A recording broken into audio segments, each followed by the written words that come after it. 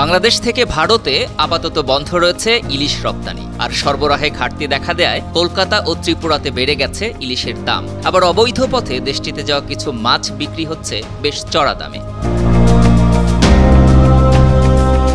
ভারতীয় সংবাদ মাধ্যম এনডিটিভি বলছে, ক্ষমতায় থাকাকালে প্রধানমন্ত্রী শেখ হাসিনা তার বিখ্যাত ইলিশ কূটনীতির অংশ হিসেবে ভারতে বার্ষিক ইলিশ রপ্তানির সুবিধা দিতেন। আগস্ট থেকে অক্টোবর পর্যন্ত এই কূটনীতির মাধ্যমে অনেক ইলিশ পেত ভারত। 2012 সাল থেকে অন্যান্য দেশে ইলিশ রপ্তানি বন্ধ করে দেয় হাসিনা সরকার। শুধুমাত্র ভারতের জন্য বহাল রেখেছিল মাছ বিক্রির অনুমতি। তবে সাম্প্রতিক বৈষম্য বিরোধী ছাত্র আন্দোলনের বিক্ষোভের মুখে হাসিনার সরকারের পতন হলে ভারতে ইলিশ নাটকের চিত্রনাট্য যায় পুরো পাল্টে।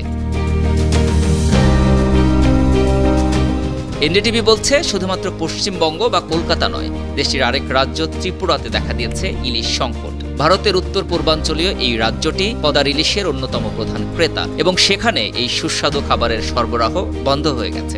দেশের মানুষ যেন ইলিশ মাছটা পায়, দেশের মানুষকে না খাইয়ে বাইরে পাঠানো আমি কোনো মতে অ্যাপ্রুভ করি না।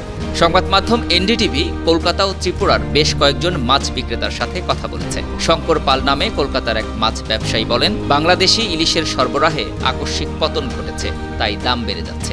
যেসব ইলিশ অবৈধভাবে আসছে সেগুলো এরই মধ্যে 1 কেজি ইলিশ 1800 রুপিতে বিক্রি হচ্ছে। বাংলাদেশি মুদ্রায় এর পরিমাণ প্রায় 2500 টাকা। আর আগরতলার মাছ বিক্রেতা তাপস সরকার জানান, সরবরাহ কমে যায়, মাছের দাম বাড়বে। কোটা সংস্কারের দাবিতে গড়ে ওঠা বৈষম্য বিরোধী ছাত্র আন্দোলনের বিক্ষোভের মুখে পদত্যাগ করেন বাংলাদেশের সাবেক প্রধানমন্ত্রী শেখ হাসিনা। দেশ ছেড়ে বর্তমানে তিনি ভারতে অবস্থান করছেন।